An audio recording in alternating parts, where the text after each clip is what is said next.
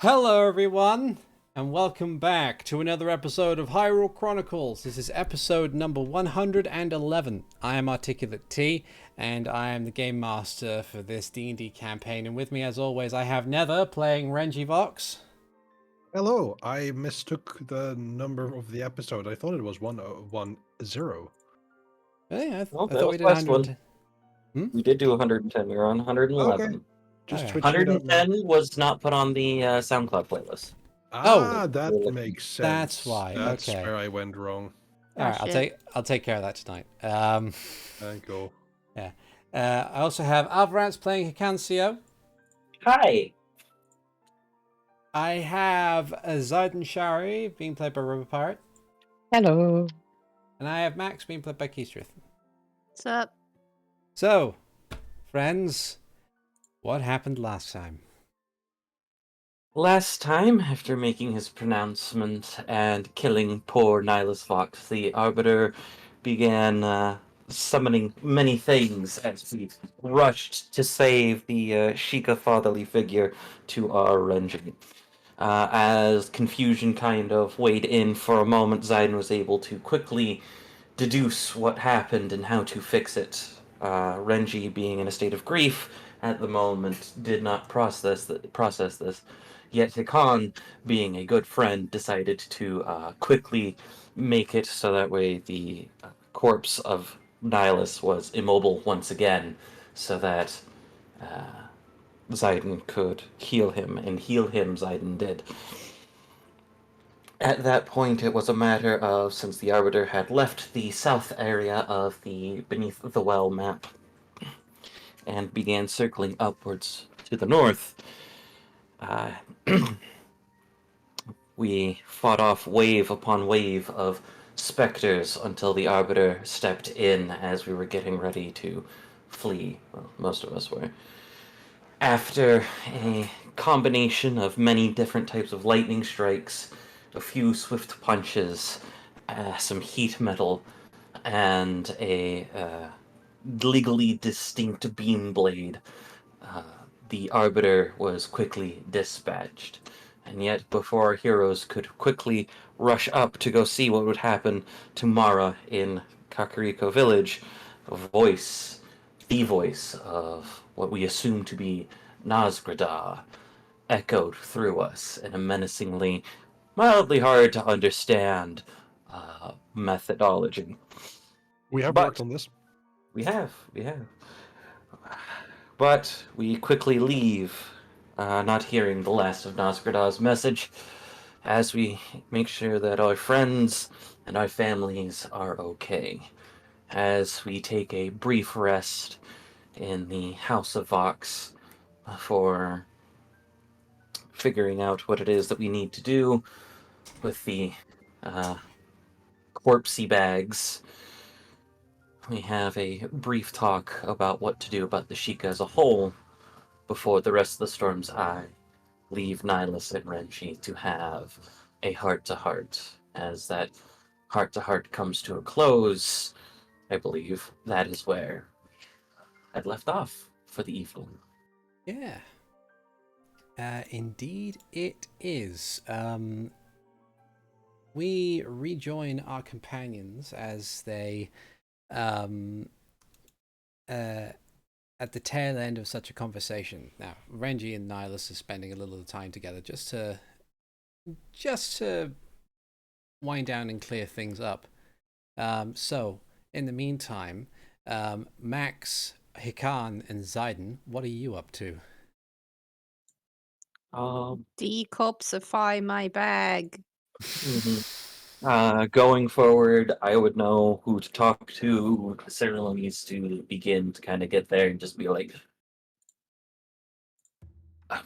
with, I presume, help, whether that help is a stony glare or somebody a bit more wordy than I am, to explain to the Sheikah that, yes, we did kill Zelish because he went a little bit crazy, or a little bit, no, was manipulated into being a little bit Into being an violent. Yeah. Uh, Yeah. we go through to everyone to get the process started. Yeah. So after leaving the household of Vox, you make your way back to, I would say, probably the best place to find people with authority and knowledge of security would probably be hanging out at Zelish's former home. You see a number of Sheikah who are currently standing outside the main door, some of which are dressed in these long, well-tailored robes, and are discussing things with a number of Sheikah who are dressed in these form-fitting stealth suits, much like what Nihilus wears. And one of the road figures looks over and sees you come over, and then bows her head slightly to the group that they're talking to, and walks over to you. They're fairly tall and thin, with a long pointed face, and and despite these very angular, sort of almost aggressive stature and demeanor, you can tell, especially those of you with a high enough insight, can tell that their eyes betray something of a kindness or a concern. And they come over to you and say, good day to the three of you, or four of you, rather. Sorry, it's a day, because you do have Mara with you. So, says, well, formal introductions are required. I am Paran. I am one of the elders and overseers here. I was wondering perhaps if I could ask a couple of questions, or if there's any questions you might have of us, given the circumstances. Absolutely. Artie, would you kindly turn on your captions, though? Shit, thank you. I tried pinging, but that didn't work. Yeah, no, Artie does not get pings in this moment. Stream mode just turns off your doots. I understand. Yeah. I understand. I definitely had mine on the whole time, and it was just because I was being silent. Oh, hold on. Oh, there we go. Yep. Yeah, my apologies. But yeah, so for the sake of it, just kind of, as said, he, this individual named Paran, had asked if they could perhaps ask some questions, or maybe if you had questions for them, they could have a sit down and a talk in a more official manner, considering the circumstances that have just arisen. Right. Hikan is fidgeting at the collar of his cloak, trying not to habitually put his hood up at the moment. But he goes,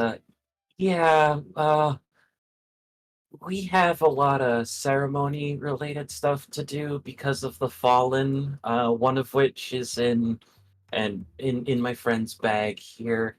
You're just gonna see how to get that started. Oh, I see. That certainly makes quite a lot of sense.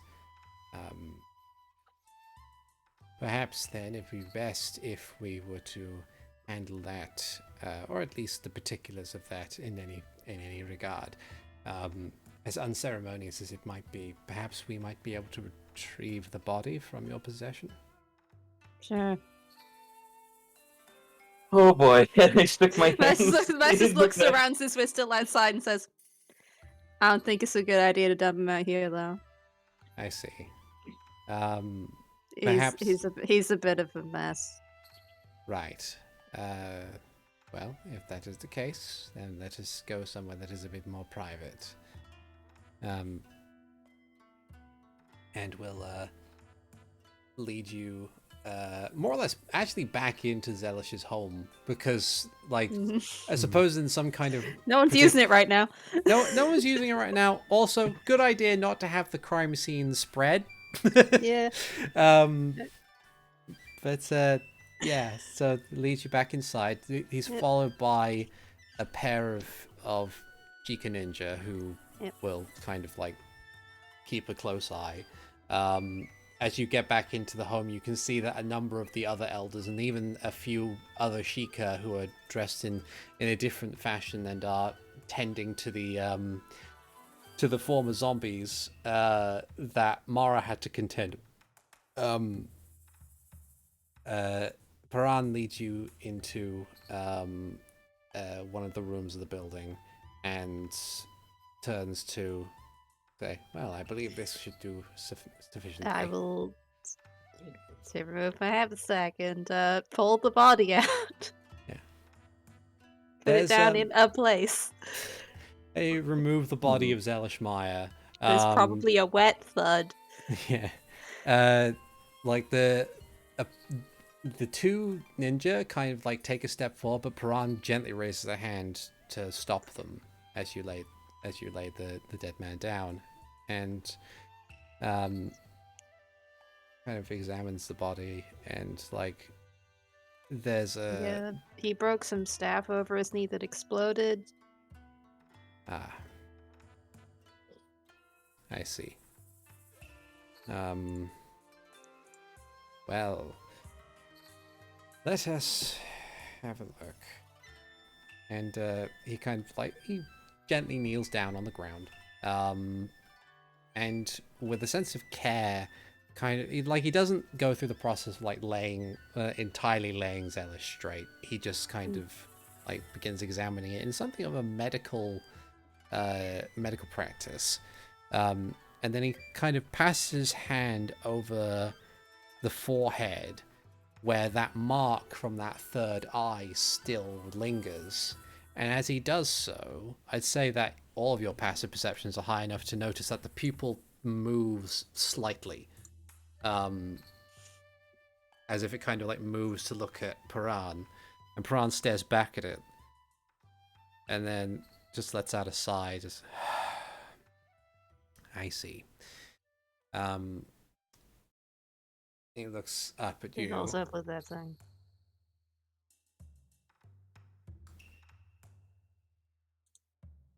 Right. Well, suffice to say, we have...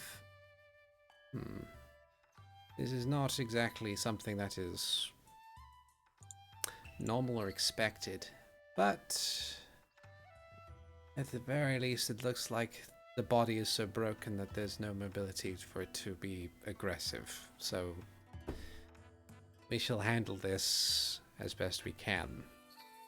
Wait, is he not dead? He's dead, yes. But Oh, okay. and he kind of like, he gently like taps where the eye is, like the third eye marking, and says, that might not be. I'm not even sure what it is, but clearly if it's there after the fact, then it is not good. And he looks back at you and says, my assessment would be that we cannot bring this man back. He is, even after extraneous circumstances, there's something within him that I fear would come back with him. Yeah, Nyla said the same thing. Very well. We shall have to do something of a cleansing, and we'll look over to one of the ninja and say, go and get a few censers and one of our more experienced priests. We might need to properly excise the body. And turns to the other one. You, if you could, fetch your sharpest blade. We'll need to remove the head and the hands just in case. And they both kind of bow and leave the room. And Paran looks at the four of you and nods his head and says, well, thank you. Thank you for providing the body back, as well as contending with whatever it was down there. He shakes his head a bit and says, it is a true shame that such evils have managed to get through to our little village, let alone someone that many of us considered our paragon, but... well, All there is left to do now is to learn from this and improve. It was one of the doctors he was seeing that got into his head. Frowns a bit. There's... That's quite alarming. Did you get the name? I, the player, do Yes. not remember. Okay. But Okay. it is, we do say it. Did I write it down? I don't think I wrote it down. I did not. I believe it was Takeda. It was something Takeda. Arataki Takeda, I think the name is. Yes. Yeah. Yes. So yeah, you provide him the name and he nods and says, we shall check our records, not only for the sake of, well, seeing if we can figure some greater mystery out, but also if this name has been going around other communities. If it has, then we've got a lot of work to do. The Well, and the guy who was using the alias was the Arbiter. The guy whose body is still downstairs. I see. Oh, No, the Arbiter's body is in my bag because I Oh. didn't want to. we were not there at that time if you grabbed it, so... I have it written down on my bag of Arbiter's body, -1 hand. Right, I mean, like, Hikan and Max left yeah, when we you left grabbed when it. you did that. yeah. So you should probably pipe up and mention that. Yeah, as I don't mention, no, I have the body. You don't really want to risk him having come back. I see. Well, if that is the case, then we can also take care of that. We will cleanse it of whatever spirit there is, and we will destroy it, if that is the case. As for if he's been going around using this alias, then it still behooves us to check to see if an Arataki Takeda has been present in other communities. He might be dead, but whatever influence he might have had may still linger. It'd be best if we were to stamp that out as soon as we found it.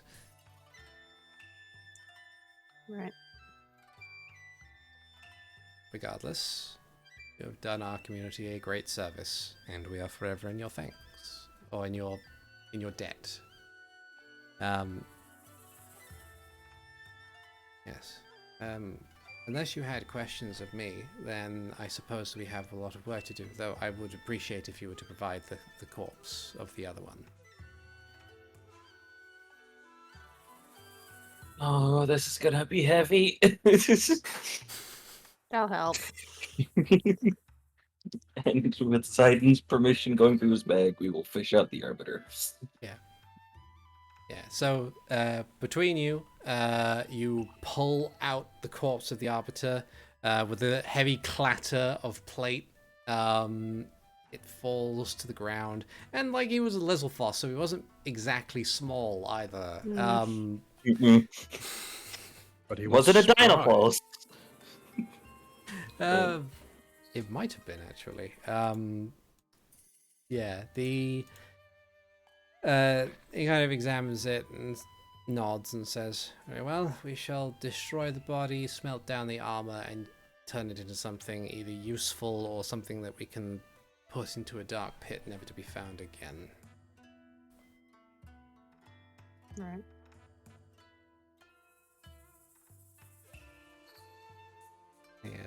He does another bow and says, "Now, is there anything you would ask of me? And if not, then I shall. I have business to tend to, and will not keep you here any longer." Raz doesn't have any questions. Hikan will ask if he would like him to send a letter to one of the other outposts to explain what happened. But outside of that, Hikan's good.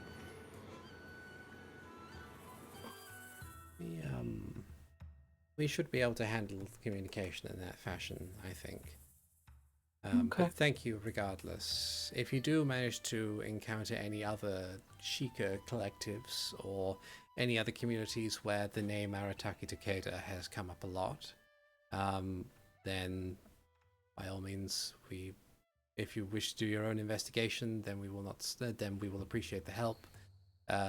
Or if you simply want to pass a message along to us for us to do investigating, then that works too.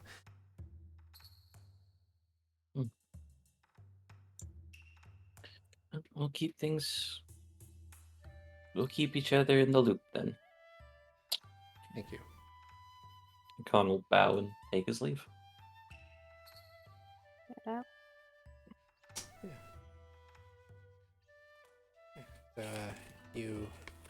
You make your way back out.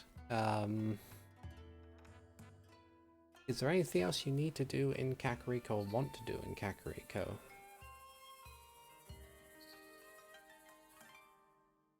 I don't think Mom and Dad will let me have vitamins up here in the Shadow Temple, so no. I was considering having Renji make dinner for everyone. It's not going to be like very good, but it's going to be some comfort food. Yeah. And this isn't going to do anything else tonight. Okay. Yeah. So with that, you all return to you'll return to Renji's house. If Renji would like to cook, then you know what? For the sake of it, I won't make you roll. It would be foul play for me to make you roll and then have to, if it comes up badly, then. So I'd say that you take the time that is necessary for you to effectively roll a 10 on whatever cooking skill you might have, and Gotcha.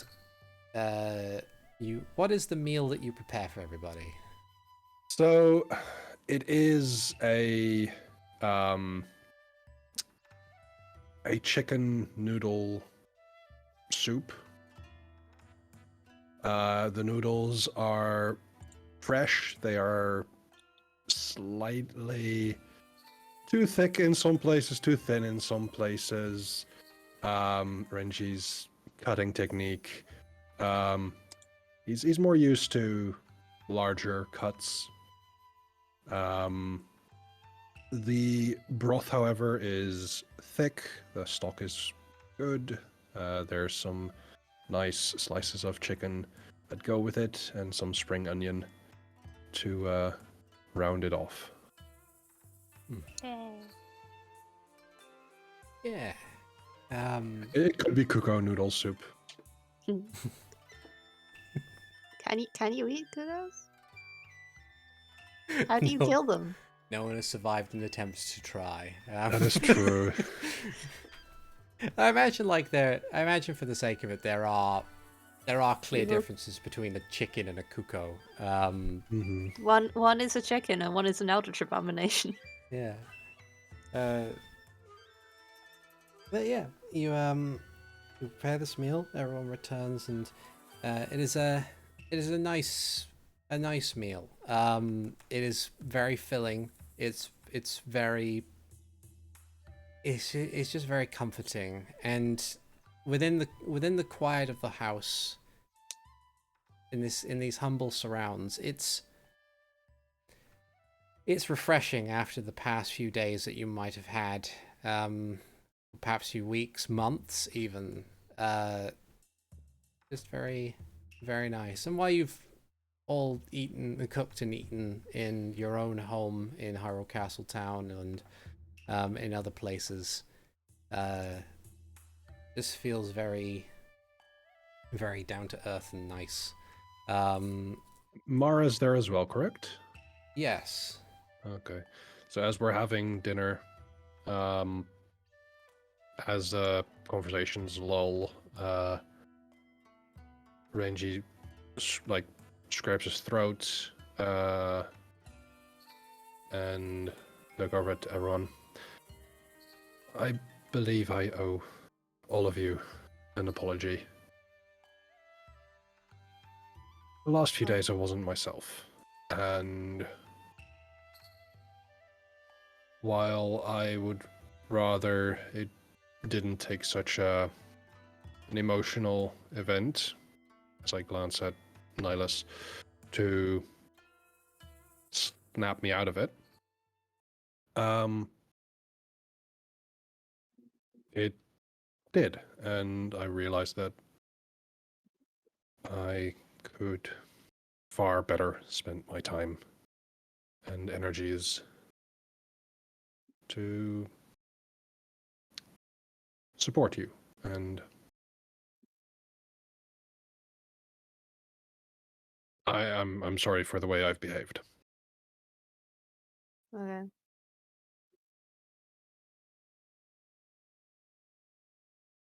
I mean, you put up with my shit for ages, and I'm not gonna hold it against you.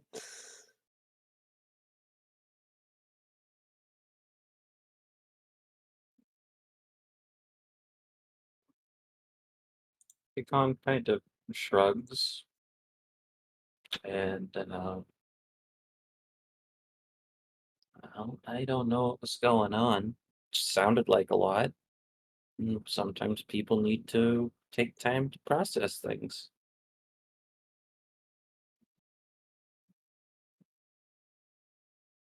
Yeah, well, true. I think I could have done it better. Well, do it better next time. Yeah, you I don't haven't had. think there's going to be a next time of that magnitude. Yeah, you don't get someone else's brain shoved in your brain often.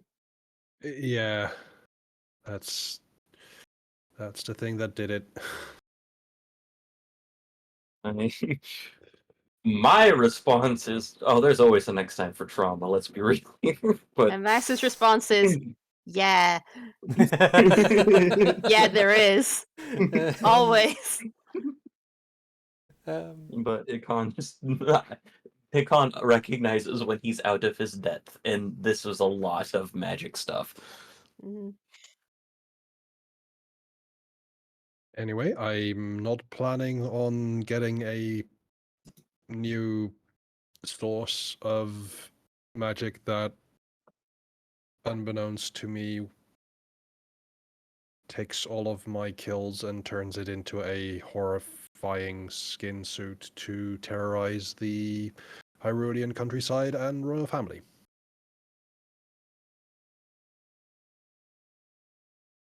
Good. Nor kill it in that order.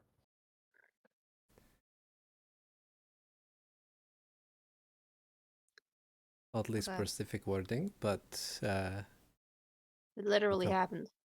I mean, true. But regardless of anything, you have improved a lot, and there are many who might have gone through the similar experience and found themselves completely broken, but you are strong enough to get to the other side. And for that, it is a admirable feat. And Mar nods along and says, and besides, being human means messing up a lot. But what's important is being able to recognize that and improving from it. I don't think anything that you've done to intentionally hurt anybody. So, No, but there was, not certain if it was hurt, but I've certainly confused several people here, and in the time that wasn't really, it was certainly not beneficial.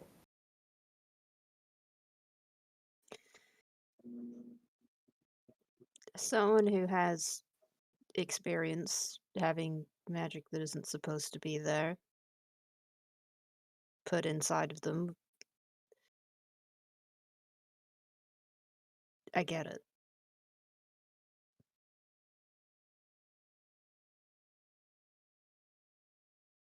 It's difficult. And I'm sure you'll figure it out. You need time to process something. Knowing it ahead of time can sometimes help. That way we know you're going through things even if we can't actually help in that moment. I appreciate that. Thank you. I will probably also, after this dinner, who has the sending stone for Impa? Good question. I do not. Probably you. Does Mara have it? I think you have sending stones. You usually have them. I have them for us, like, I believe Mara had the other one. Mara had one that we used to communicate with Mara. If there's another set, Yeah. then pretty certain you're the one that has it. 'Cause the only time when I had it was when I was in Castletown. I'm not there. Right. And Mara used hers to communicate with him. But Mara, do you have a direct line of communication with the castle? See, now I'm trying to remember what the order of operations was when it comes to giving out sending stones and stuff. Let's just assume that someone has one and hands it to Renji. Yeah. 80% certain Renji has all of the magic items because Renji likes magic items. Because And neither Renji likes hands magic himself items. the sending stone. Yeah.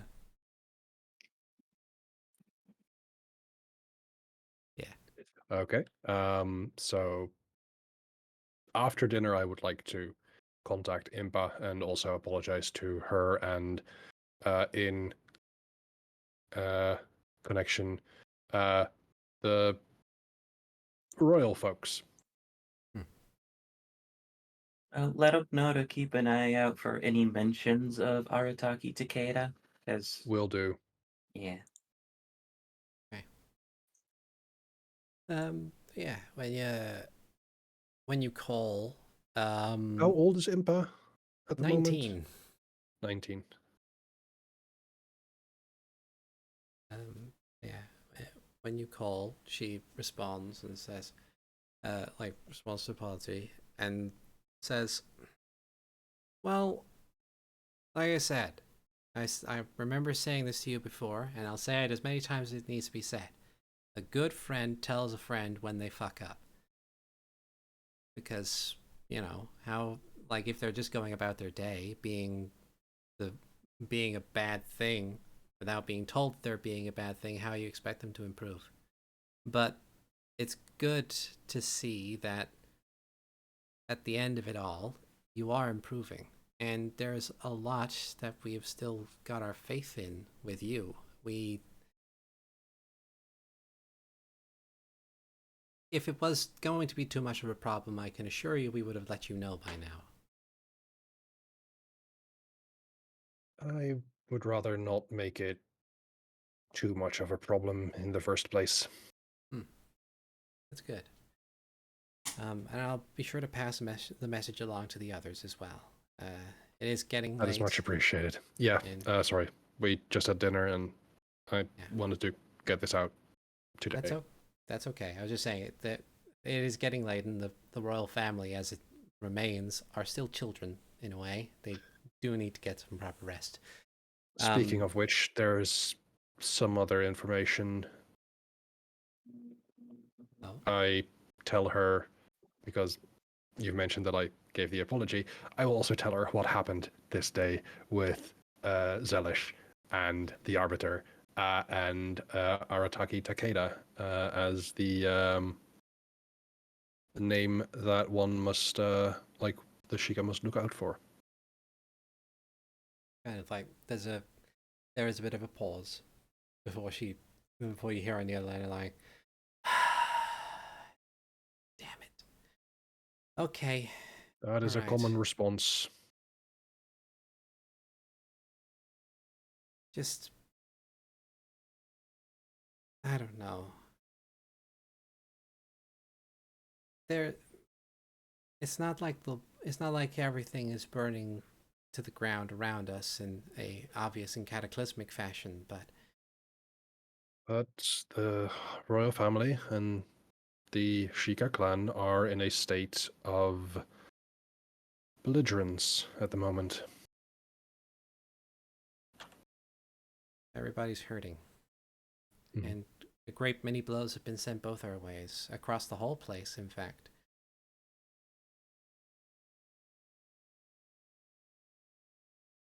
I never expected that, even if it wasn't part of their grand designs, that the Twilight Cartel would have so much damage done to all of us. Even if the only thing that really remains of them is whatever this death cult is. I'll pass that message along as well. And we'll keep an eye out for this Takeda person. I don't think there's been any record of that kind of doctor trying to make their way into the castle. The physicians and folks on staff here are, well, they've been employed for a long time and are to be trusted. So we haven't had a need for a new doctor. Good. But we'll keep an eye. All I can ask. If it helps in some way, shape, or form for your own plans, I have been informed that very recently, Lady Risha has made her way back to Sarkosa. She should be there almost, but it might take a little bit of time. I think she's going for an expedient move. Good to know. I will inform the rest of the eye. Okay. I'll get some rest. If the only thing left to do now is to take care of what's left of this war, then that can wait until morning, I think. The war and the cult, and I fear that there's something darker and more powerful behind that. Possibly. Stay safe. We'll keep an eye out. Thank you. Renji out.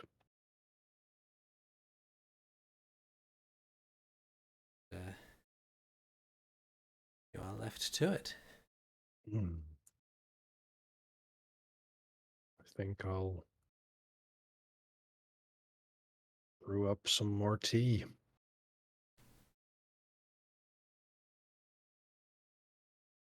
Brew up a little bit more tea and continue to rest for the night. Is there anything that folks want to do before the following morning? Rest. No. Hikan's gonna take an hour or two just to go outside into the dirt. If there's a garden where there's soft soil, that'd be cool too.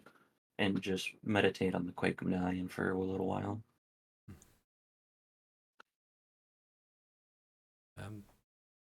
Yeah, you sit down and meditate on the medallion a little. It's even in such low light of the night as the sun had started to set, the medallion itself shimmers. It's even if it is more or less a comically large gold coin, it is quite magnificent in its way. You sit and meditate with the power that is held within, the power to split mountains and open ravines, and try your best to, I'm guessing, trying to understand it more, trying to gain more control. Like a little bit like that, yeah. See if there's anything that I can do without hurting myself with it. Um, since Gorespire can rip fucking riffs in the fucking air. Yeah, it's yeah. You, let's see. Give me a wisdom saving throw. Okay, here we go. We got a natural 20 for a 30. Nice. That's a big number. He's a big number. Yay. Yeah. So, you sit and meditate with this medallion. Thoughts of what Gorspire was capable of with the ether medallion running through your head. And it's through that you can understand what it is that Gorspire had been doing, not necessarily doing right. He might be more intelligent than your average moblin, is true.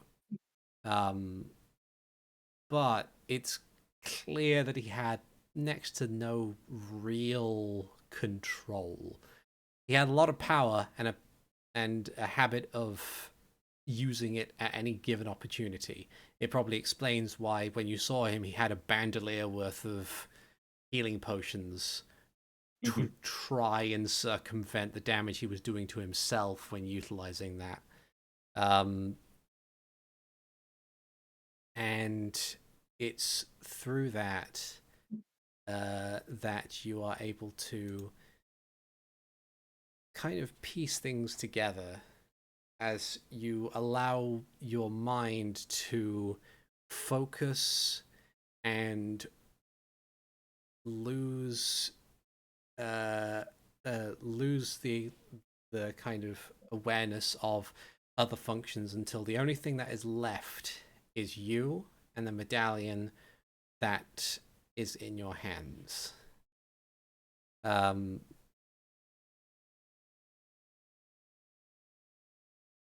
And you kind of think for a moment.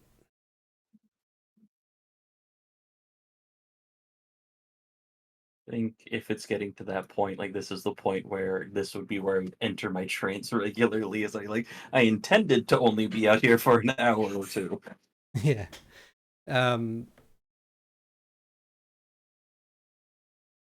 Yeah, you begin to focus, you begin to think and allow yourself to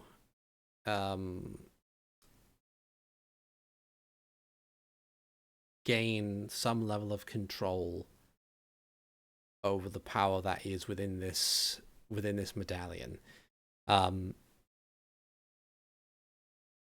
even outside of your perception, at some point in your trance, you feel things click into place. And to the outside observer, who may not be present, they see this patch of soft earth, this tilled soil, begin to rumble and rise.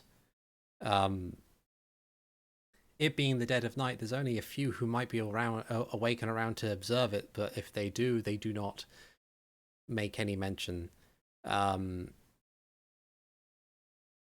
even after that, even if it falls outside of Hikan's perception of the world outside of him, by the time he awakens and exits his trance, he is aware that something has been changed as a fundamental aspect of your capabilities with this medallion are present. So, mechanically speaking, you now have, while you have this medallion, or while, like, anybody who picks up the medallion as part of their treasure, like part of their items and stuff, but it doesn't require attunement. They get the basic function that is written down as part of the Quake medallion. While it's in your hands, because you've reached a state of enlightenment with it, not like the whole enlightenment thing, but it's just like, yeah, you are capable of utilizing it as a focus in order to cast the Mold Earth cantrip at will. Okay. Nice. 3 times a day you can cast Earth Tremor. And once per day, you are able to cast Erupting Earth. And none of them will hurt you. Yay. That's the best deal. You said Earth Tremor for 3 times a day. Yep. And then you said, what was the Erupting last one? Earth once a day. And you haven't lost access to the basic function of the Quake Medallion, which will still require you to do a Charisma saving throw for the moment. Right. Yeah. Okay. Cool. I'm gonna go find those and put them on my sheet. Yeah.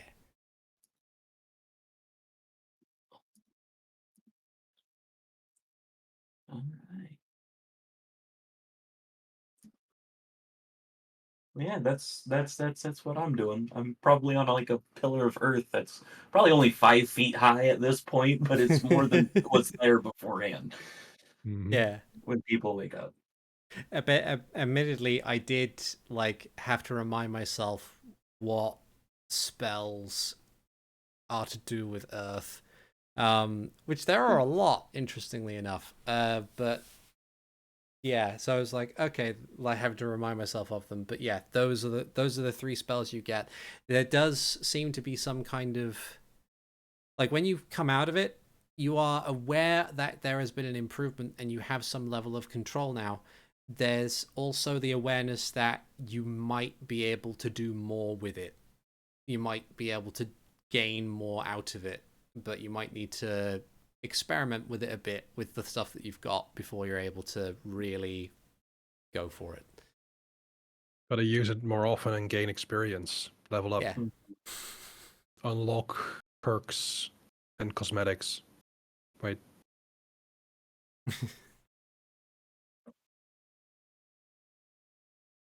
Yeah. You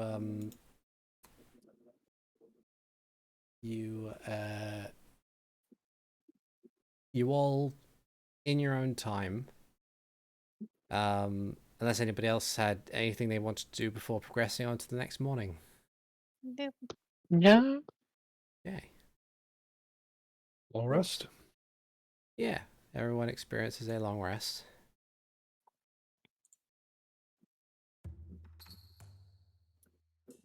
Wonderful. Yeah.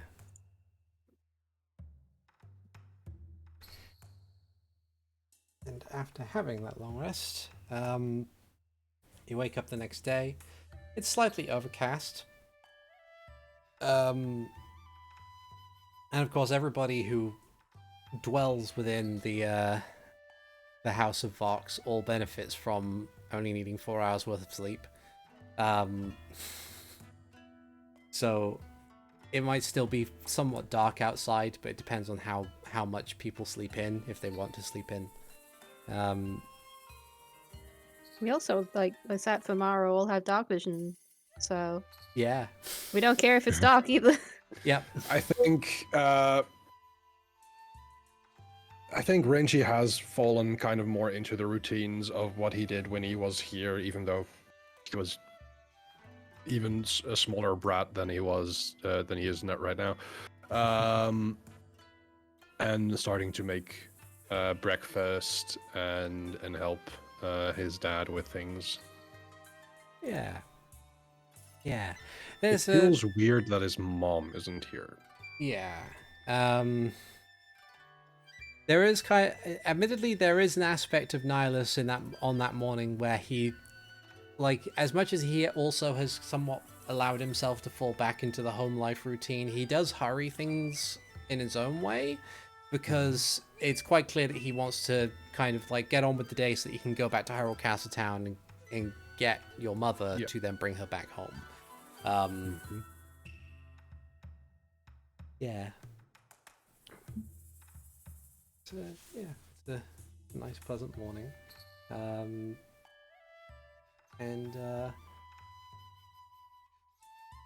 Excuse me. You need a long rest. Yeah, I do. But yeah, you will kind of get set for the day. as Niles is helping prepare things and everyone has the opportunity to be within the same room, Niles says, "So, I know what my plans are from this point onward.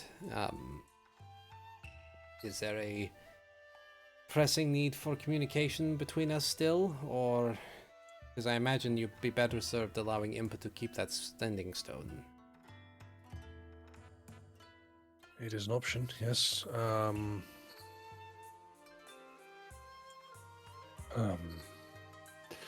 We have a set of stones, Mara and I. Then having a stone, at least in Castle Town, to communicate with us would be helpful, I think. Also because, as I explained, Lady Risha is closing in on Sargosa.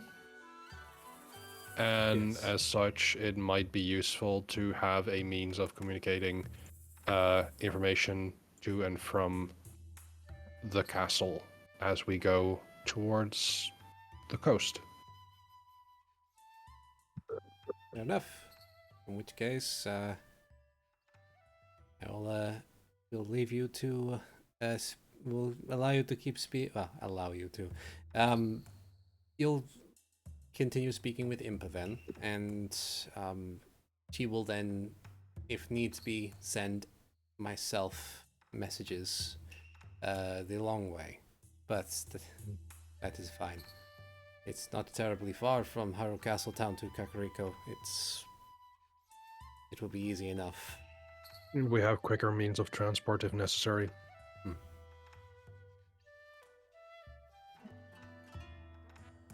Indeed. I don't want to keep you out of the loop. It's just that I don't have an extra set of stones, do you? I unfortunately do not, but it is all right. At this point in time, my role within this environment is largely going to be outside of the purview of the task force. So it is more we important. could ask Uriel for a set. We could. They are, can't say they're common, but simple enough that he can probably whip them up pretty quickly. We could do. Something to consider on the way back, I suppose. Yes, so, Sarkoza. What exactly do you know of the situation in the West? I imagine probably more than I do, but... As far as we can tell, some of the villages are still rebelling, and possibly they are under the sway of the Sovereign Hand.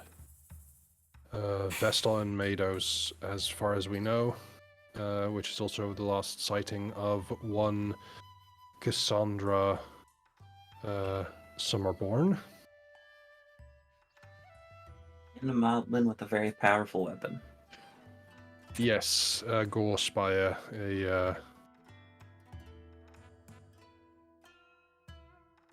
I see. someone we've encountered before. Well, if that is the case, that is quite the development. Hopefully, this moblin has not decided to throw in their lot with the rebelling villages. Knowing but- Warlock, he has.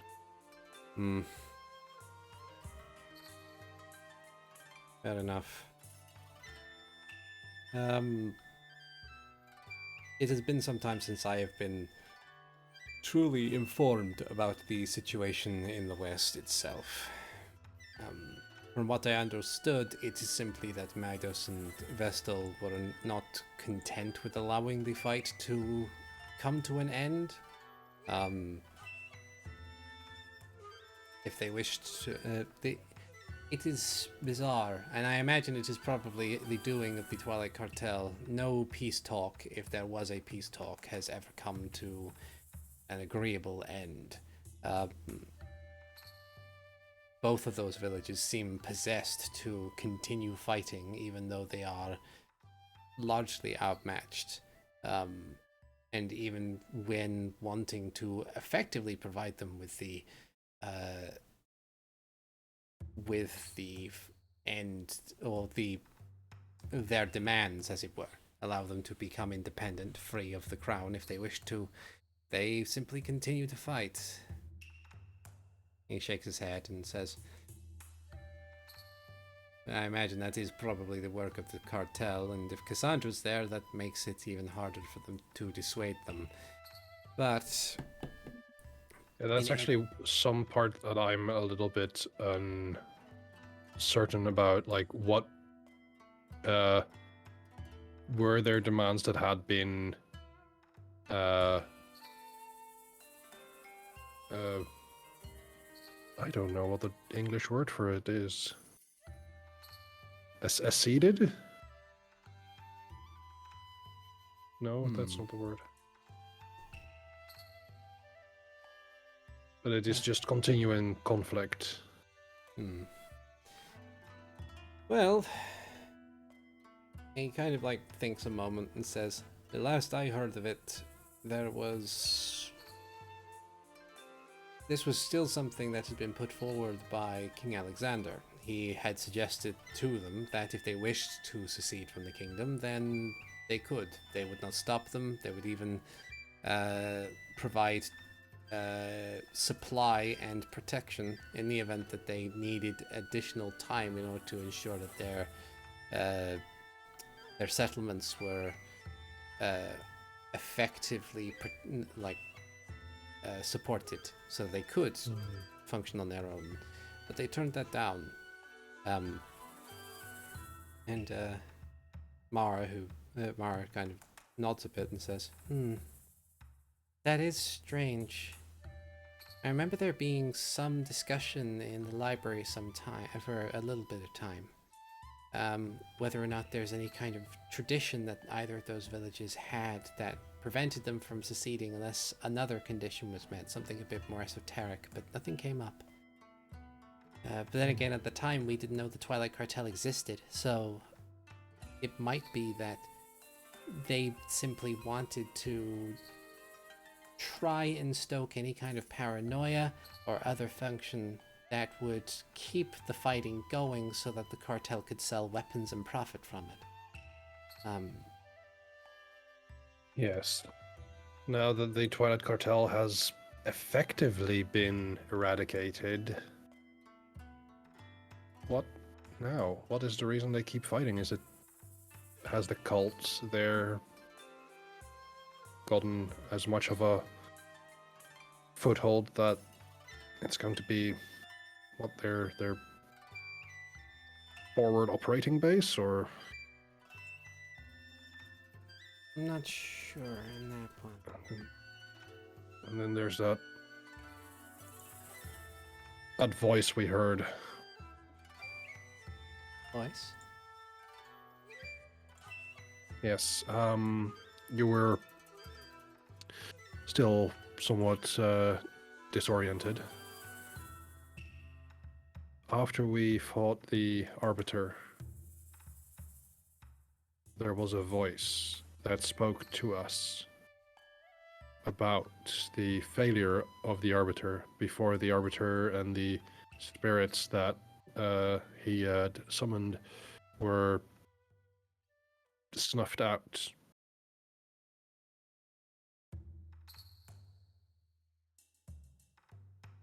Huh.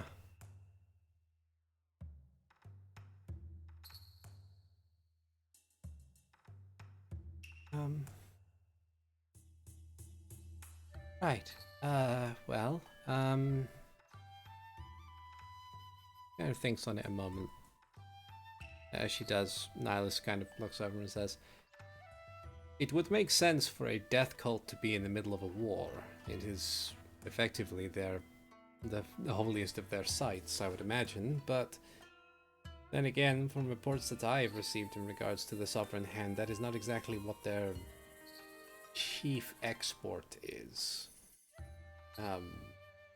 It is lies and deception about undeath freeing them from the pain of being a living person, as it were. At least I think, if I'm getting that correctly. Yeah, something like that. But yeah, as you say, lies. We've met a spirit that was returned to a state of undead or undeath. Do we still have the talking skull? Ohaku? Yeah, he's chilling. I'll just For the digging sake around. of demonstration, might he be brought out? Yeah. You might not want to talk though, but sure. Hmm. I'll fish up Ohaku. Yeah, you fish out the skull.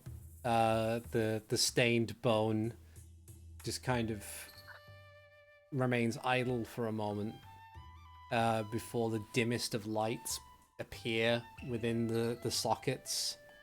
And it says, "You have questions." We do. I was wondering, do you wish to remain in your current state of being? Or would you rather us try and find a way to end your current undeath? It remains quiet for a time. Mm-hmm. Nihilus kind of like is looking at this with a raised eyebrow. Like, considering everything that he's been through at this point, he's just deciding not to question anything unless it absolutely demands it.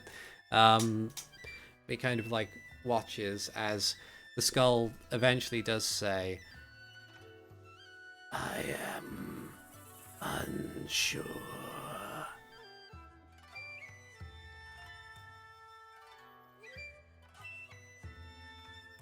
Very well.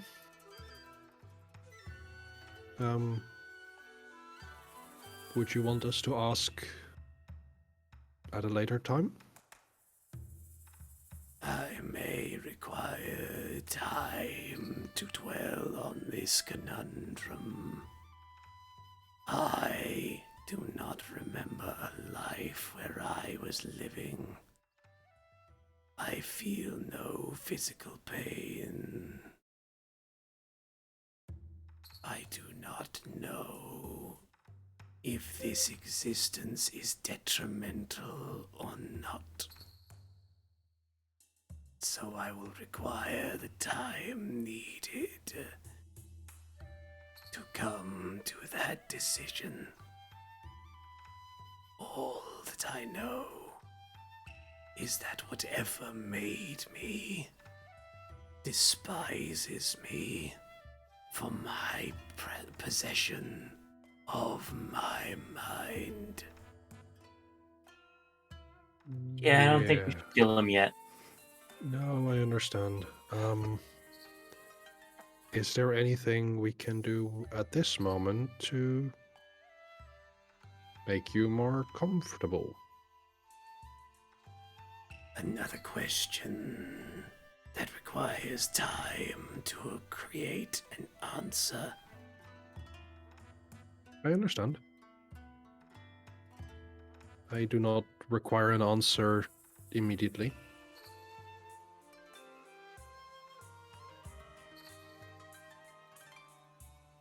This is mostly to make sure that we've not forgotten you. And if there is anything, yeah, you can let us know. There's a silence before it says, "If it is necessary, then I shall, if it is necessary on my part, then I shall say thank you. It isn't, but it is appreciated. Then the lights kind of go out and the skull falls still once more. So, that's Pohaku. I see. I keep forgetting these we're still carrying around. I really hope he didn't hear that. Oh, he probably did. I Oh, don't darn it. care. Don't worry. Okay. It's fine. He doesn't seem the type to get offended easily. It is a confusing situation, to me at least.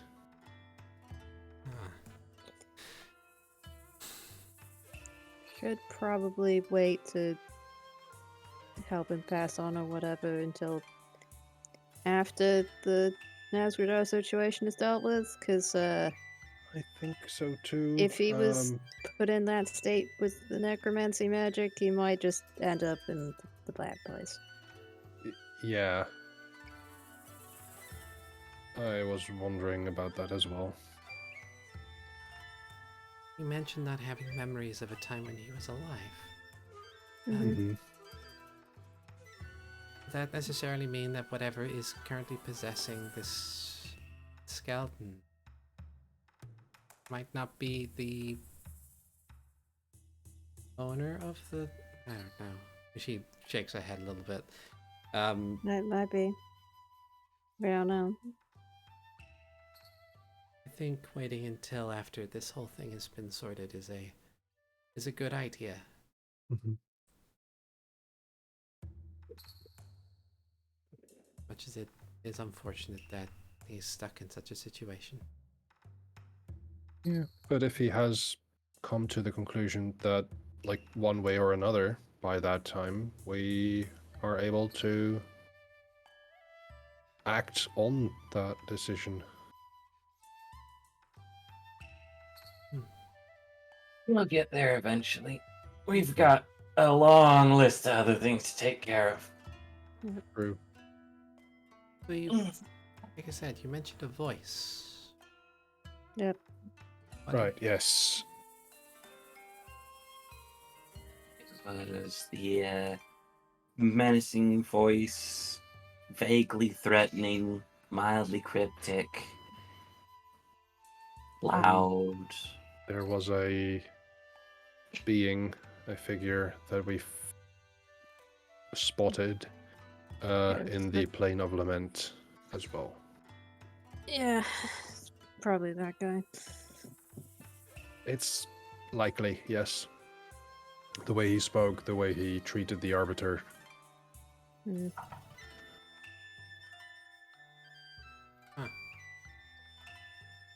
And Nihilus kind of like nods along a bit and says, "You say treated the Arbiter. You mean as Ripped his soul apart. Oh, I And see. when we were in the Plane of Lament, we saw a conversation with the Arbiter and this figure where the Arbiter, despite how powerful he was when we encountered him in combat, the Arbiter was treated as subservient, as a subordinate. Right. Guy had a big thing about not liking that he had free will. Which brings us back to Pohaku. Yep. As well. Pohaku possesses his own mind still, but is undead, Yep. and therefore, I see. Does anyone have any magic that they can use to make shapes or things? Like Max's thing, but I think that's a lot. What kind of shapes? Well, I was thinking since Nihilus and Mara hadn't seen the Arbiter, we could show them the Arbiter. I can make a sketch. Guess major image. Okay. I don't think you do it at an 8th level though. No, that's just what it defaulted to. Just I just said fuck it, whatever. Yeah. Yeah, major image. Yeah. So yeah, this is real to size too, because that guy's fucking huge. Yeah. Oh yeah, suddenly appearing in the Vox household. Yeah. I imagine you give people a heads up. No. No, it was literally just me like saying, "Can that happen?" And Max goes, "Yeah, sure," and just waves his hand. Renji just draws aspiration. Nice reaches And for afterwards, Max is like, "Oh shit, sorry." Oh. Max, really? Really? Yes, if I could do it. I could have made a sketch. This was I think faster. This better. is quite good. Yeah, it This is. is very. It is Oh. very detailed. It's like Yeah. it's like this image of the arbiter just kind of sad. This like when you get to look into the details of this guy. Like I mean, I imagine that it's as much detail as one could have either in the midst of combat or from a certain distance away. I mean, we did have a conversation with him when we met Maxwell. Yeah. But yeah, so it's this 7-foot tall plate armored lizard, standing quite proudly. The plate mail itself Oh, I being said the Arbiter. Fuck. I'm at Nazgradal. Shit. okay. It's fine. I can do both. Yeah. Okay. So yeah. So you do both. I give a warning for the next one because I've learned.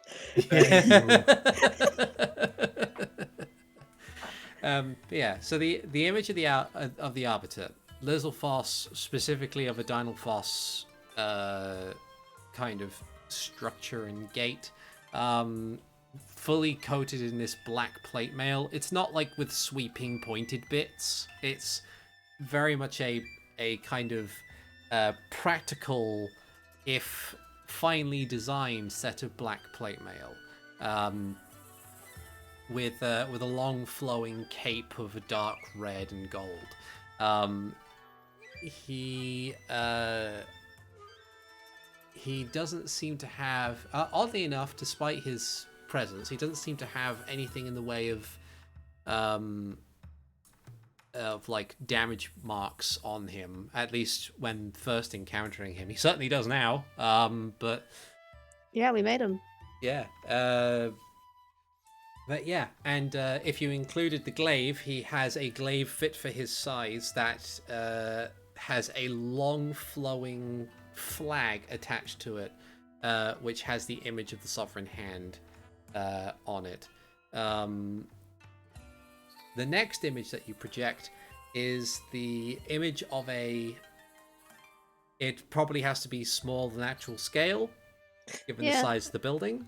But the image of the being that he was speaking to in the Plains of Lament, this otherwise ethereal looking entity of a tall, sickly, thin creature with a decayed sort of skull that is in the image of a goat, though with demon-like proportions, with the horns that are kind of twisting out the side. We're wearing a tattered a simple tattered black robe. And like Nihilus looks over the two. He kind of like, he doesn't examine the arbiter as long because he was also he knows what he looks like. He was there for him. Do explain to Nihilus about the Nazgul one. It's like that but bigger. I see. How much bigger? He's a huge Very. creature, so It says very. yeah, I see. He kind of examines it closely and thinks on something and says, Besides what you might have provided me or the rest of our working group in the past, I cannot think of anything that I might have seen this one from before. It's a ghastly thing. Hmm.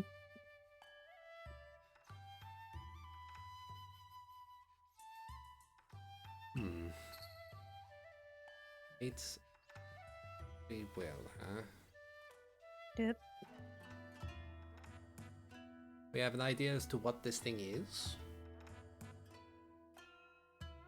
Mara Could pipes I up. try and... Oh, Mara What's pipes that? up, having looked down at her book quickly. She says, "Demon, but maybe a lich. Maybe."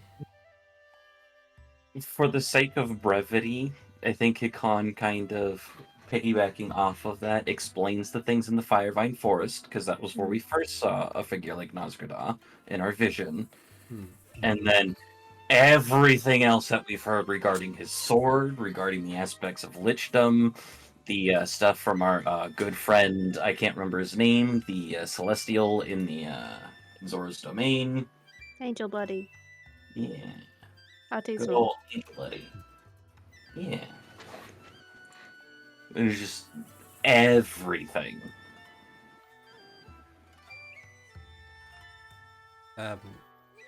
Nihilus nods a bit, continues examining the thing, and says, "Oh. Well,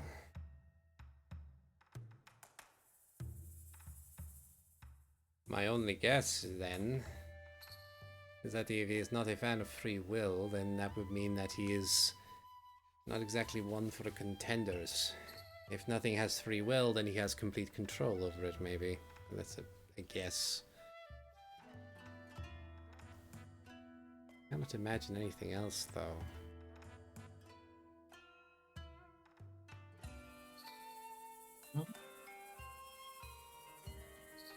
If you're mentioning a lich, and kind of going off of the stuff you had, it's like mentioning a lich and a phylactery and everything. You have a means of destroying it? No, we are that trying to get things for that.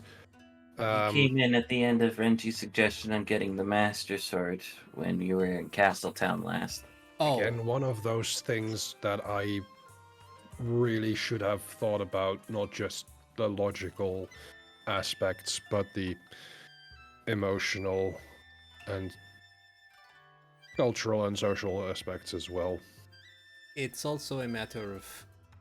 well, I can understand the desire to use it, logistically speaking, and for the safety of the kingdom. I'm sorry, but the Master Sword is right out. Not so much me wanting to, but that's the first thing that came to my mind as being able to do the things that we want to do. Other than that, Artisanal's putting in a word for us with the guys upstairs, so to speak. We'll see what happens. Outside of that, we just gotta find any of them other metals and find somebody who can work it. Right. Or run into probably any of the these, and I just kind of list off things from the book of Medora. But I already asked some of them, and I can't use it, so... Kind of goes through the list, nods a bit. Then he taps the Cane of Samaria listing and says, I'm not even sure where that one would be.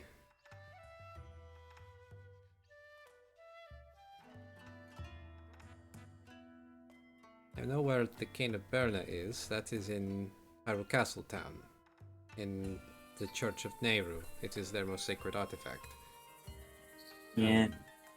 They weren't gonna let me use it. I asked. I see. Renji just nods. But I wouldn't say the Cane of Samaria is a strictly religious item. From what I remember, Samaria was a great and powerful wizard. He was not the religious sort. but he lived many, many years ago. I cannot exactly think of where he might have been. It's...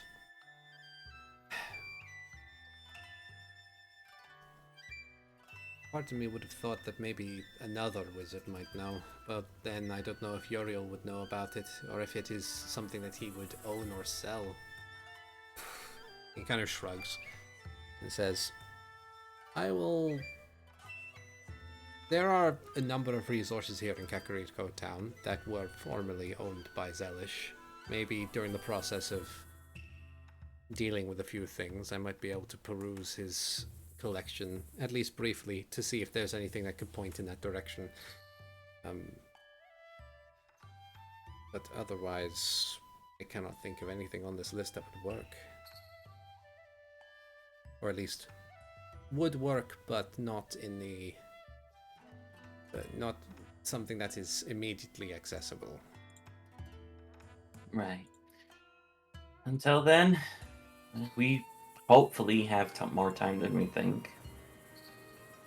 But not much we can do about it right now. Just got to keep an eye out and try to get what we can get. Yes. Mm-hmm.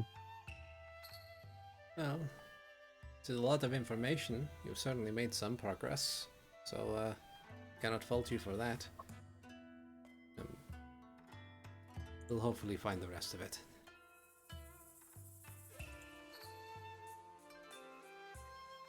That being said, I think we all have places we need to be, so... Do you intend to go straight to Sarkoza, or do you intend to stop off elsewhere beforehand? I'm good to go to Sarkosa. I don't have any direct business in Castletown at the moment, no. Okay.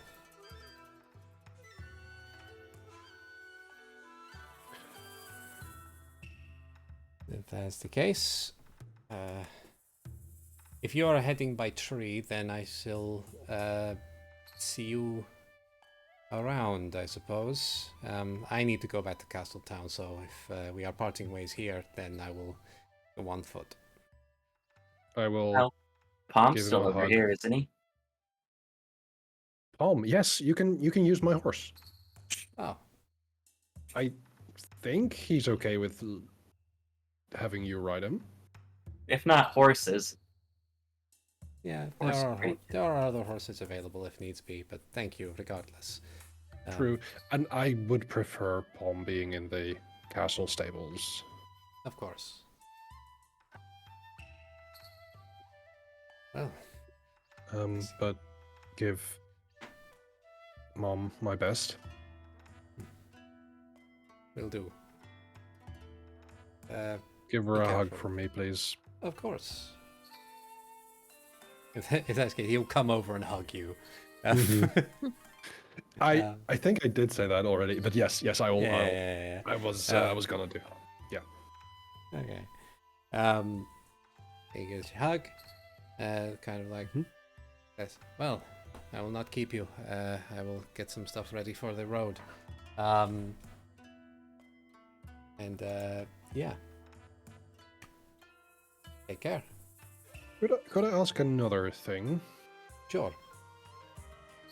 When you're in the castle, could you try and get word from the Artemark barony?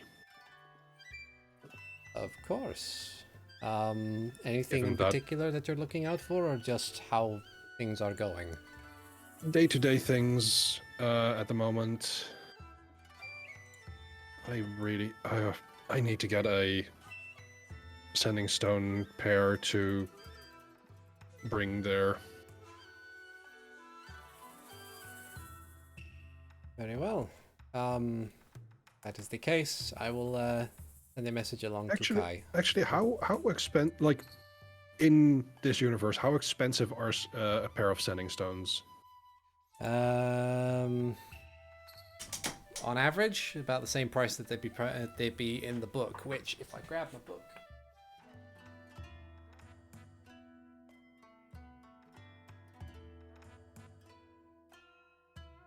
Because 5e is very finicky about magic item costs. Yeah. It's vaguely this much. Yes. Oop. Oh, there goes my books. I need to get better bookends. The bookshelves I've got are not exactly for actual books for some reason. Yeah. Like they look nice, but they're not That is practical. just true on both parts.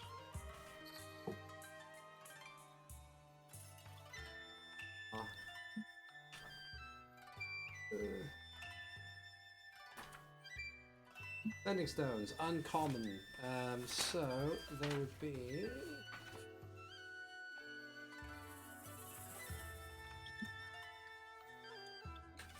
There.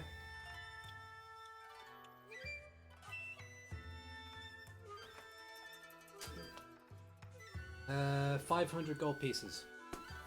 Then I will hand Nihilist, let's say 50 platinum pieces. And I'll ask him to put in an order with Uriel for a set of sending stones that I'll be able to pick up at a later date. Okay. Thank you very much. Thank you. I will have full-blown conversations with myself in character. Don't tempt me. Yes. Yes, Hikan should definitely contact Kai. Okay. So, before you guys depart for Sarkoza, anything else you want to do in Kakariko? I want to make sure we got bongos. You do have the bongos. You still have the glaive too. Excellent. Bongo Fangly. I don't know what they do, but out of character, I know what they do. But I wanted to make sure that we have them, so we can take a look at them and then give I them. think I identified the glaive, correct? You did. Yes, you Yeah, did. so yeah, I think we decided we were probably just gonna sell it. we're probably going to sell it, yeah. Yeah. And I know Okay. when we know what the bongos do, those were going to max because of concentration. I have so many concentration spells. Yeah. And they're really good too. Oh man. Okay. Awesome. So, you make your way outside. I'm guessing you're transporting via plants. Ignoring the 5-foot pillar of earth, yes. I thought we would, yes. What? We're not transporting via a 5-foot pillar of earth? No. Very slow transport. It also There we go. oh, well. Specifically, when it comes to plants, where are you headed? We're going to Sarkosa, right? Yes. What's the closest large plant near Sarkosa? There's plenty of trees in and around Sarkoza. Probably outside Sarkosa. So it's a bit much to just suddenly appear inside a city. It usually gets in trouble. Okay. Unless we had a tree on the premises around our pet shop. We should plant one. There is a tree in the back garden of the pet shop. Let's go there. Okay. Yes, let's go bother Flamgo. Lango, surprise visit. It's inspection time. You better not have caught any Lionels again. He's been very good about that. He's been As good far as we about it. know. Please don't catch a Lionel again. If Zayden says we're going to Flamgos, I am going to just kick in the door, the back door. So you Oh dear. you weave your magics. You to using the central tree of Kakariko, you weave your magics, and the tree expands outward, forming this doorway. And within the 6 seconds, one by one, you dash on through. Just need to get a few things sorted here, real quick. Mm-hmm. To figure out what kind of monsters Flamgo has sicked on the town to cause an uprising. Also, make sure to click your long rest buttons if you haven't already. I have not. I have so far done that, yes. I have all of my bardic inspirations back. You should get those on a short rest. I know, but a long rest also does it. I have literally all of my spells and sorcery points back. Yay! Well, except the one I used to make the image. Okay. So, you each stumble through the tree, arriving in the back garden of the pet shop. However, something is clearly not right. With a sudden change of scenery, it takes a little tiny fraction of a bit longer for you to recognize what is currently transpiring. Everything seems darker than it should be for this time of the morning. Oh no. You feel this wave of heat hit your skin. You look That's fire blight cannon. to the building and you see what was normally a 3-story building has been reduced to a single floor. The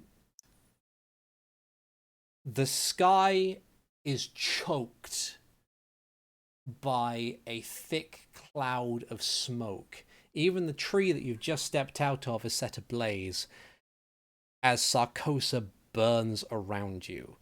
And I'll just bring you Risha? out onto the map. What did Risha do? Let me bring this up. Ooh, we have effects. Might be a tiny bit choppy, but... Okay.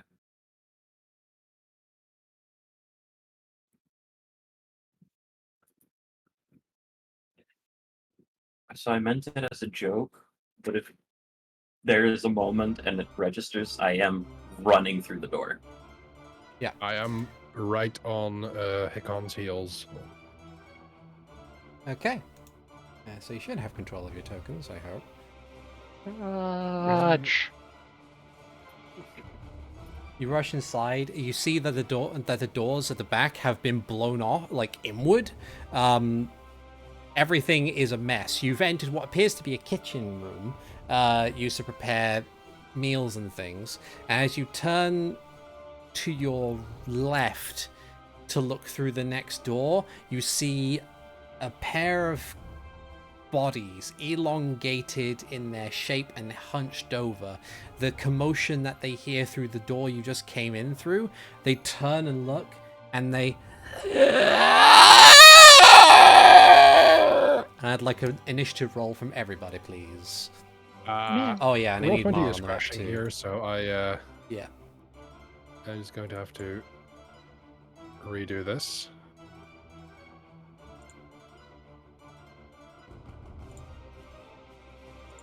There we are.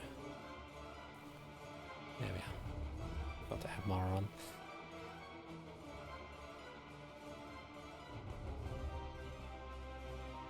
Sorry about this. What's up? Roll 20 as usual had crashed when I Oh. opened my character sheet there. I do not know why, but it happens. Okay. And There it goes.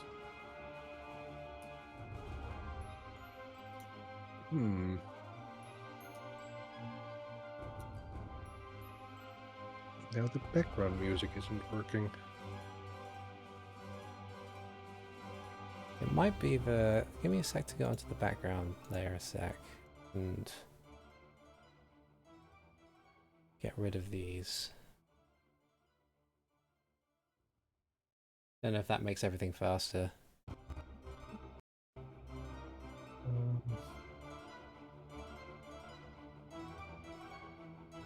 Because sometimes the the playing effects in the background. They look cool, but Roll20's architecture is not exactly great at keeping track of them for the most part.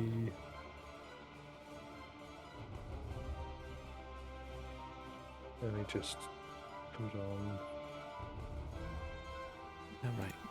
I need to.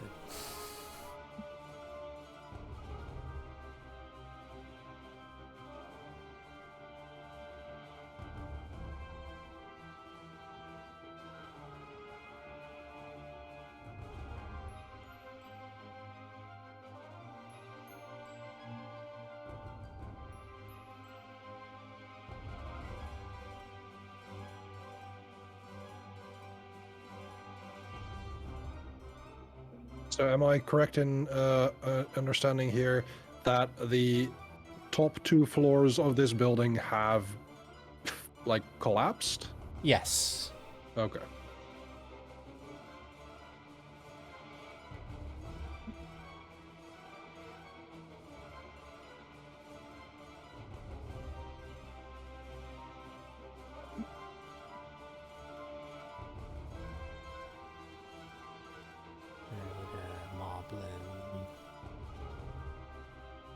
Oh no, a moblin. Oh, you bastard!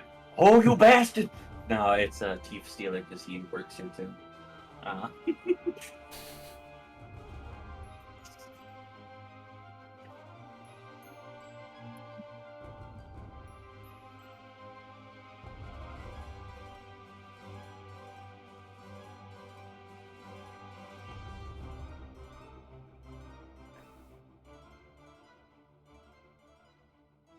Oh, okay.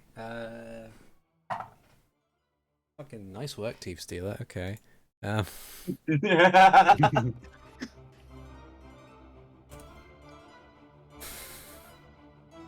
fun time when Roll20 is just like not having a good day, and I forget that I haven't got half the character sheets up that I need. That's just fantastic.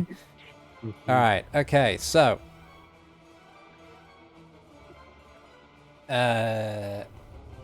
First person out the gate is Zayden. Let me see. I'll start by going 10 feet to here, reading my spell.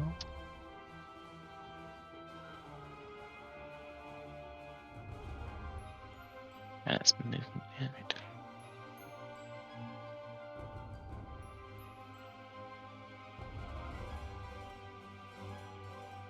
So these just look like undead. Oh, I see. He's eating an arm. Yeah. Trying to work out what he was doing. They do look like they look like zombies, but stretched and hunched over and more feral. Okay. Does he look like he's bothered by the fire he stood right next to? No, he's not. Admittedly, it's just a poor placement of token, but he's not actually standing in the fire. But he's not like if he is being damaged by it, he's not paying it any mind. Okay. I will go with a simple thing that will also help with all the fire everywhere. And I will cast a tidal wave upon the pair of them. Okay. And then this water extinguishes all unprotected flames. Yeah. So you douse the fires in this room, and so I'll take care of them in a little bit. Although that no, so just that room is devoid of fire. In the meantime, I need to do saves for these guys. Strength save from the looks of it. 10 and 4. Oh, dexterity. So that'd be 11 and 5, so they both fail. Wow. 25 bludgeoning, and they are both knocked prone. Well, not really going to be getting back up again, unless they don't have undead resistance. That's fine. So vroom, these two ghouls just are knocked by this wave of water. Their forms crushed underneath its power, and they are no more. Yeah,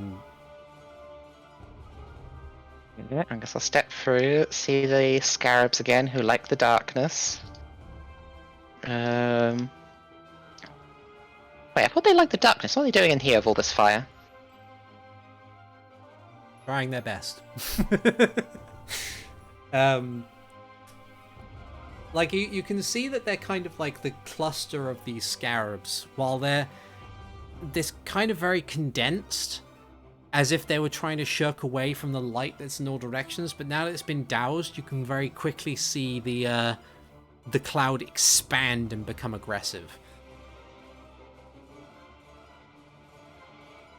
It's possible that they were in the room before the fires happened and they were stuck. And to decide whether or not it's a good time to be a fire elemental.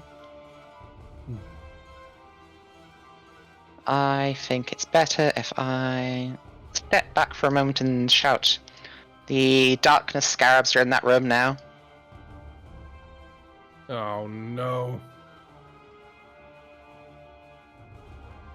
Okay. I don't like those.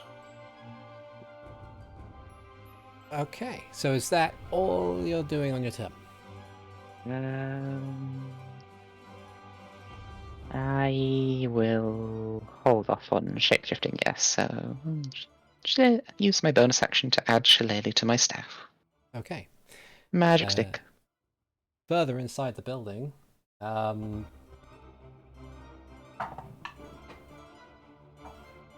thing happens that you cannot see. Another thing happens that you cannot see. This one's slightly more exciting than the first one.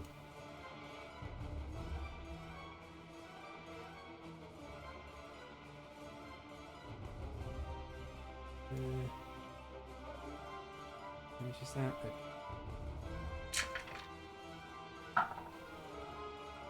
Not great. Renji, it's your turn. All right. Let me see. I am going to be moving 15 feet here. Then moving in here. I will dash towards this swarm. And I will just use aspiration twice on them.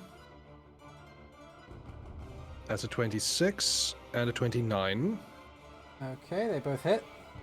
First one will take my sneak attack. So that is... they are undead, correct? Yes. 33. Okay. And that is all radiant and sneaky damage. Okay.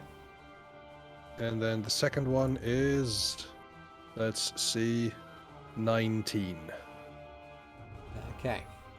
With 2 deft strikes, having faced these things before, you managed to catch enough of the swarm and its cohesion that the swarm itself is no more. Good. And seeing that there is a... This is a zombie, right? Or... Ghoul. Ghoul. Right. I will hold here.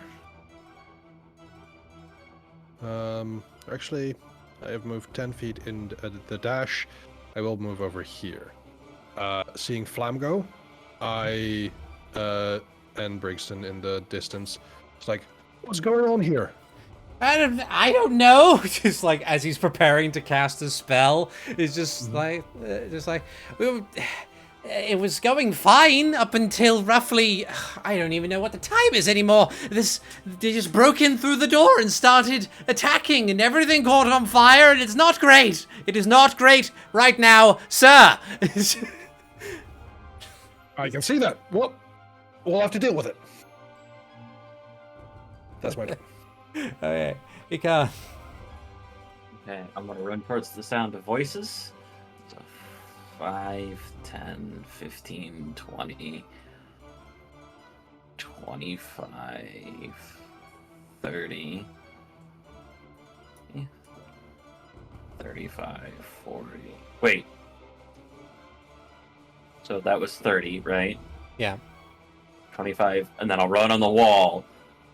30, 35, 40, 45, 50 on Renji, 55 here. You're running on Renji? Well, that's where the space would be. I would like be running up and just kind of duck Dark Souls roll over Renji. I'm at 55. Yeah, I'm at 55. I don't have. I want to punch things, but I guess I'm gonna need to spend a key point to dash. I'm going to, because I have so much movement, roll behind Flamgo to avoid the attack of opportunity to help give Brixton a hand. Okay. And then I want to attack this guy twice. Okay. 26 for 8. That hits. And 29 for 7. That hits. So total of 15. Nice. Still standing, but very, very badly bruised. But yeah. Let's see. So that was movement bonus, main action. Grand. Max. I'm gonna cast haste on myself. Okay. 7,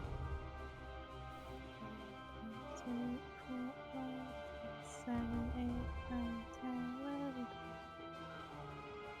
Yeah, I can get to about here.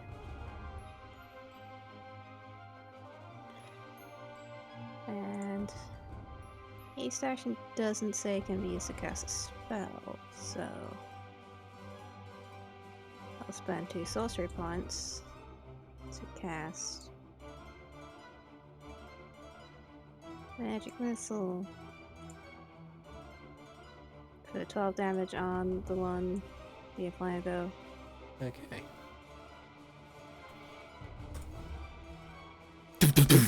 The bolts of force slam straight into the things, like 2 in the midsection, 1 in the side of the head. It stumbles to the side and turns to you and unhinges its jaw to screech.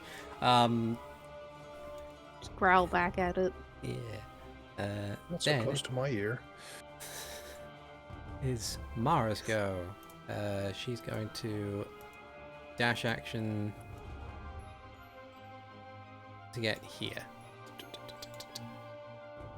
And then it's the ghoul's go. So the ghoul facing Brixton is going to respond to the one that had dealt damage to it. It's going to try and they're going to try and swipe their claws at you. Go for it. 22 for 7. That is my AC. Okay, so you take 7 slashing damage. And I need a Constitution saving throw that you will no doubt pass, no problem. I could get a 1. Could get a 1.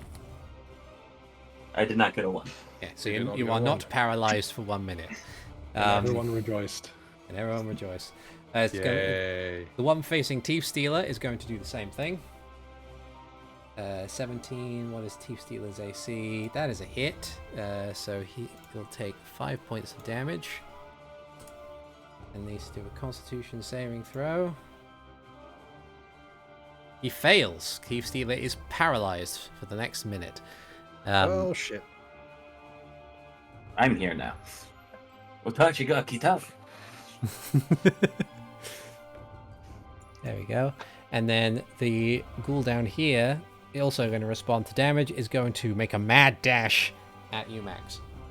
Alright, bring it. 21 to hit. Yeah, it's. Okay, so you take 8 slashing damage. And then your con save, please. Yeah, that's it. Pass and pass. All good. Then it is Flamgo's turn. Flamgo is going to move his hands together, and he's going to fire off a 2nd level Scorching Ray. So first bolt goes up against the one against you, Max. Gets a 13, dealing 7 damage. Then he's going to fire off another one at the ghoul between Brixton and Hikan. Getting a 13 for 4. Still not enough to kill it. And then he's going to fire off the last one at the same one. So he's going to do that one there. Oh, no, hold on. I'm going to just do this. There we go. 14 for a further 7. That removes that ghoul from the field. There's 2 rays making 2 holes in this thing as it crumbles to the ground. And that will be Flamgo's turn. He's not going to lose his high ground on the crumbling stairs. The Umbral Fog is no more. Zayden! Yeah, I guess Zayden will go 15 feet to here. 20 feet here. I can see 1 zombie. In which case, for a symbol zombie, I'll have it a frostbite. Okay.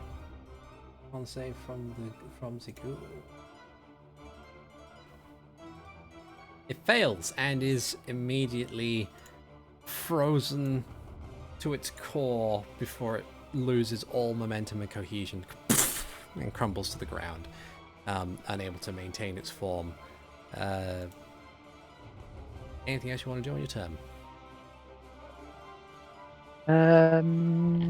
No, I'm good. Okay. Brixton's go. Brixton is going to give you a nod, Hikan, before running up over here, slipping past Thief Stealer in order to get as far as he physically can before trying to strike at the ghoul here with his two-handed longsword attack. Or one-handed longsword attack.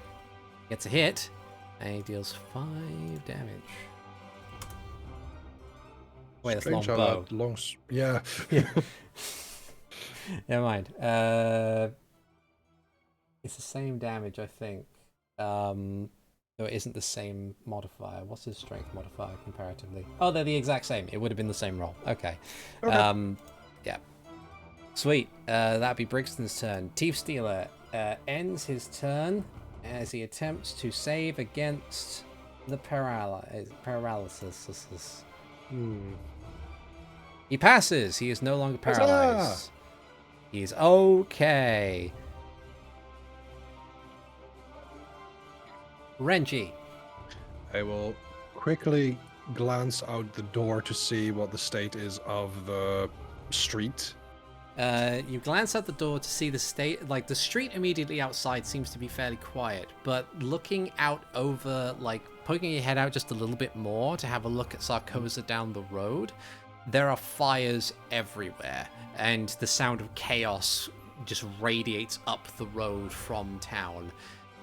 Whatever's happened is citywide. This is really bad.